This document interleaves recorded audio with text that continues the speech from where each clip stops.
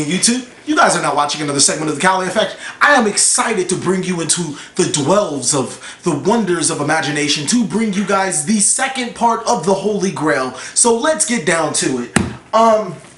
There's actually a really good story behind me having these two type of binders. First being my deck building binder, and the second being my side deck binder. My last house that I was in, I had a tower, and when I mean a tower, I mean a huge tower, and at the bottom of it there was a rack full of the double deck boxes, the standard Yu-Gi-Oh double deck boxes that you normally would see. I had at least 14 decks fully built, extra side and all. And then I started thinking, why do I have all these decks? I don't take all these decks to a YCS or a locals or stuff and then just play them all. So why not just have an adequate amount of decks while still carrying those type of staples? And that's where initially I came up to this.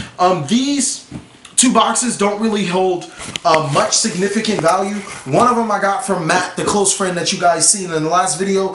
This one, I don't even remember how I got, but I just keep two deck boxes on me. And as you can see, even inside here, I have a crap ton of unopened sleeves, but I still keep used sleeves in here. Like, as long as they're in new condition, I'll unsleeve my cards and I'll put them back in this double deck box. What's this? Super Fiendish Chains. Like, this just must be like trade stuff. I don't know what it is. Okay.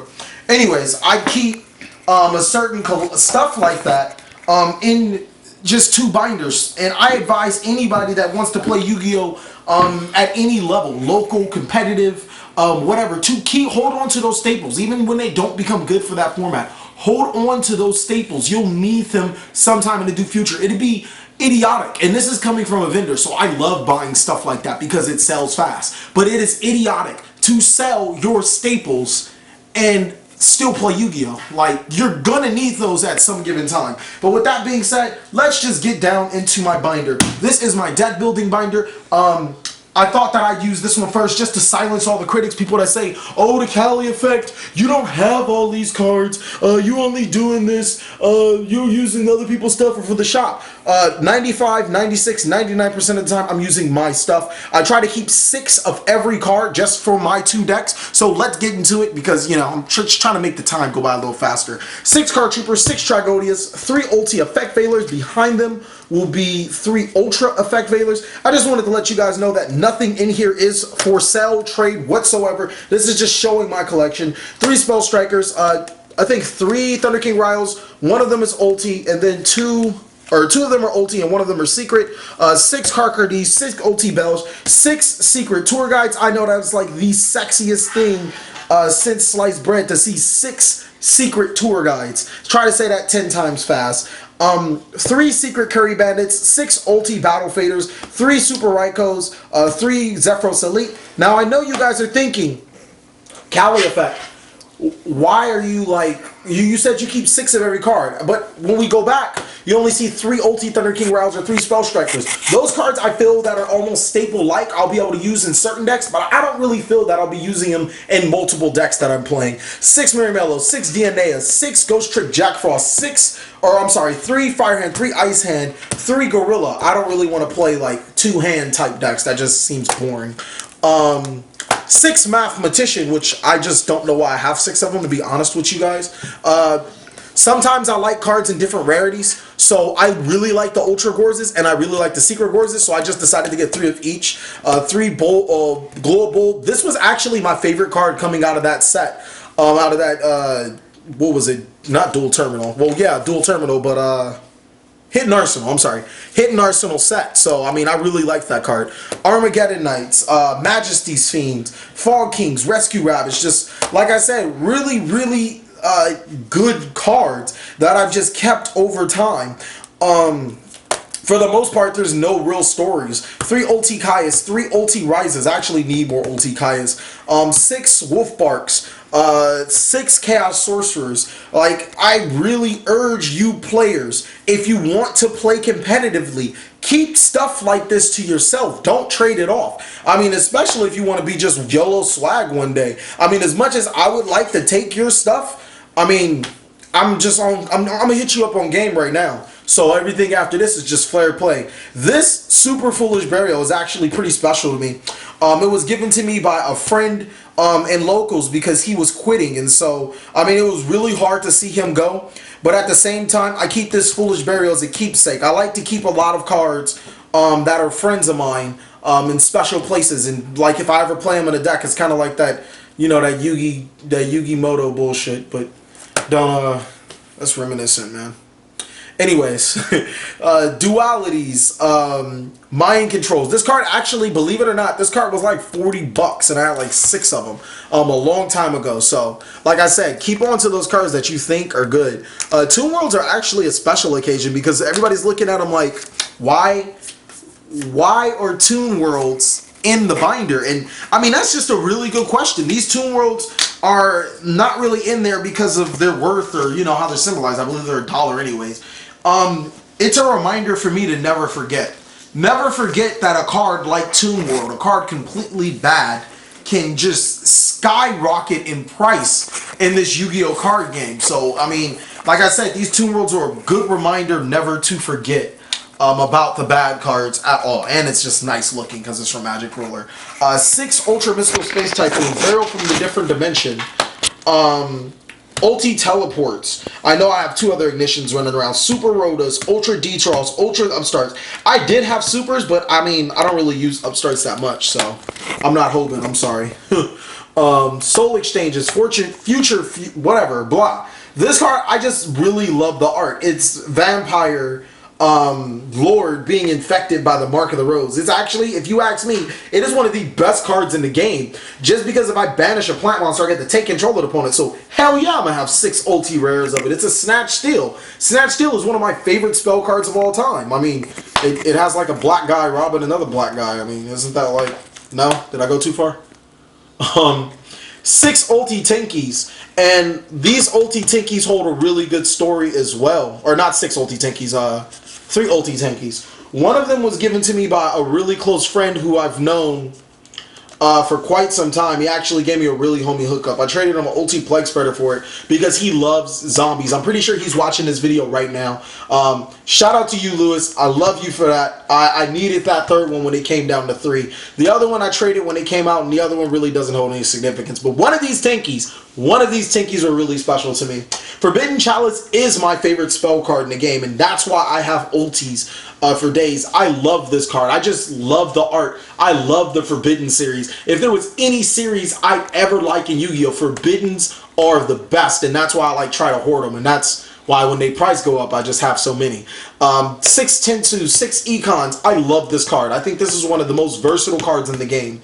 6 Forbidden Lances, Dark Holes, LOB, or Ultra from the Turbo Pack. All of them. I really don't care about Raigekis. I can't find my LOB first. So, I mean, until then, I guess I gotta roll with these. Breakthrough Skills were also another one of my favorite cards. Well, one of my favorite traps, I'm sorry. I got them for about $6 when they came out by TJ. And these are the ones that he got me. They were only like $8 when they came out. I hoarded them. I just love their art. I love everything about Breakthrough Skill. Vanity's Emptiness actually has a really, really funny story to it. I bought my collection from a really good friend of mine named Gilbert. Gilbert, also known as D-Fish Fan, had enough Vanity's Emptiness to go to Frankensons and sell them all for 10 each, or a good portion of them for 10 each. He walked out with $200, so that only shows you how many Vanity's Emptiness he had at that time. When he sold me his collection, I believe I had 13, 14, 15 Vanity's Emptinesses in there. And I was selling them at 15s when they were 20s. And now they're up to who knows how much. But, I mean, I think it's just still really nice to have 6 copies of a card that people would die for. But this is actually the one that I guess he messed with. It was like his Lakers one. And it gives me a reminder, just a constant reminder about how those bad cards or those not seen cards will go up in price. And I was really hesitant to buy them when they were $2-3. I thought they were too expensive. I know, right? Like, TheCaliEffect didn't see the future, right? Ultra Mirror Forces, Safe Zones, 6 Fiendish Chains, Deep Prisons. I would love to get these super, but I mean, I can't really even find them. 5 Ultra Solemn Warnings, 1 ulti. This is the only ulti Solemn Warning I was ever able to obtain.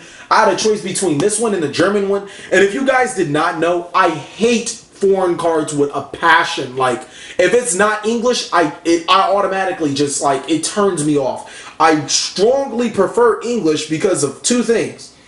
First, the jackass that I'm probably trying to get it from is probably overpricing the card. Secondly, I can't read the shit. Like, come on now. I mean, there's nothing else to it. 6 wiretaps, 6 torrentals, 6 spell fragrances, and just like a whole bunch of good stuff. These are actually given to me, or they were sold to me by Matt, the same guy that gave me the Spellground. I love this kid, and I will never get rid of my Ultra Skill Drains. They're just so sexy. Blackhorns, deck devies, anything that one would want to build a deck. Karma Cut has also been another one of my favorite trap cards in the game. So when it price did shoot up to $30 as an ultimate, I mean, it's only obvious that the Cali Effect would have it, seeing it's one of my favorite trap cards. I mean, almost simple. More trap stuns, sanctums. Like, I need to get this binder together. Like, it's just stuff everywhere. I really hope that you guys enjoyed this binder. Like, this binder doesn't hold a lot of stories like the Spellgrounds do, but I think the binder in itself really says something. Do not, and I mean do not, if you are an avid Yu-Gi-Oh player, if you plan to play competitively, get rid of your staple stuff. As you can see, the Cali Effect does have a lot of staple stuff for sale, but he keeps his personal stuff here. What are we at, Amber? 8 minutes. Oh, sweet. So we can go over the side deck binder. Now, along with the deck building binder, I have something called the side deck binder. And it's a really funny because I went to Worlds and we entered a lot of side events. And for the side events, I thought it was just one game we did inside. And then the funny thing is the guy was like, the judge was like, no, it's match. And I was like, fuck, I have no sideboard. So I literally, and the judges let me and my opponent let me, he literally let me make a makeshift side deck. Like right then and there. And had it not been for this binder, I wouldn't have gotten anywhere in that tournament whatsoever. So let's take a look at this side deck binder. I have more Thunder King Riles. OT Banishers of Radio. I have 2 OTs? I thought I had 3. Secret Max C's. I like this card. And basically this side deck binder is composed of any card that I think will be good in the future. For me competitively, or any card that is just good, period, for sideboarding. As you guys can see, it's another Ultra Effect Veiler. DD Crows. DTs are probably one of my favorite rarities, and there's a good story behind these DD Crows. I want to say a couple of months ago at the shop in Las Vegas, my friend's Madolche deck was stolen, and in the Madolche deck, it had Exciton when they were 90s, it had Honor Arcs, it had Maxis, it had all this stuff that I loaned him that was stolen. I was screaming at him because he's got one of my DD Crow's DT stolen. Like, seriously, Exciton's almost $100 and I'm screaming about a $2 DT. Why? But not only because the Cali Effect loves DTs, is because they're so hard to find in Las Vegas. So, I mean, we still laugh about it from time to time, which I told him it was like something to laugh about in the future. I mean, it really doesn't affect us now since I have 3 DD Crows and he did help me get them. So, I mean, it's just funny how things turn around. 6 Juju Masters. I love the supers. I just think it's a really solid card. Penguin Soldiers, Chaos Hunters, Green Kappas. I've always thought this was like a pretty solid card. Protector of the Sanctuaries are really good too. Snowman Eaters. I probably will look for supers. This is probably one of my favorite monsters, Doom Caliber Knight, but I just can't find 3 Ultras. I have 1 Ultra and I need 2 more, so I mean, until then, it's whatever. Cyber Dragons, Kinetic Soldiers, like I said, just a lot of stuff that the Cali Effect personally feels these will grow up in price. I traded Shooting Quasar to a good friend of mine. He knew it was in a decline. It was already declared its reprint for these 2 Vanities Fiends. And I love him for that because he knows how much I love YOLO swag. And the Vanities, Majestas, that little thing is probably another one of my growing favorite archetype series. Tualatans, I've held on to Tualatans since the beginning of Tualatans. I think they came out in Light of Destruction, so when Honest came out. And I'm really banking on this card to be really good one day. Yes, my Spell Shattering Arrows are super, just in case anybody wanted to know. I mean, I just thought they were pretty, so I kind of got them then, and then they jumped up. So I'm like, hey. Power Filter, I feel is just going to be one of those another amazing cards. Ulti Necro Valleys, I don't know why that Chalice is there. It's kind of random. Defusion, Nobleman Crossouts, more Forbidden Lances, super. Didn't I have 6 in there? Okay, I need to get rid of some Forbidden Lances then. Like I said, I try to keep 6 cards with the deck building binder and this binder combined. So if I have 3 in here and I have 3 in here, I'm fine. So if I have 6 in here, I probably don't need any in here. Just cards, like I said, that card that I would think I would play for sideboarding at some point in time. Whew, this is just a lot of great stuff, man, if you ask me. I mean, this card's gonna be godly when like everything goes up. This card's really good. Man. And like I keep telling you guys, just really, really, really, really invest in yourself. If there's nothing that you're gonna do in Yu-Gi-Oh! Except for play, invest into yourself as a player, because if I'm playing, let's go to an accounting aspect. I invested $400 into myself, and I expect to win 6 tournaments within that format. Now, I win 6 tournaments. Let's say it's a 40-man tournament with $5 buy-in. 40 times 5 is 200, so your split's probably going to be like in the 60-ish area. Am I doing math right? I'm not great with math. I normally have a calculator. So if I'm getting 65 with 6 tournaments, 6 times 65 sounds like enough to invest $400 in me. But let's say I keep that $400 investment, which would probably be cards.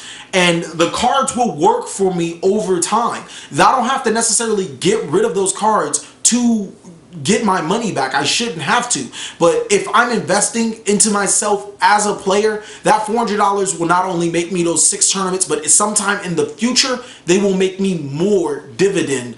Maybe through a YCS event, or, you know, maybe a card did go like extremely up in price and I don't see it personally going any higher. So maybe I would take a couple cards out of that binder, but never less than 3.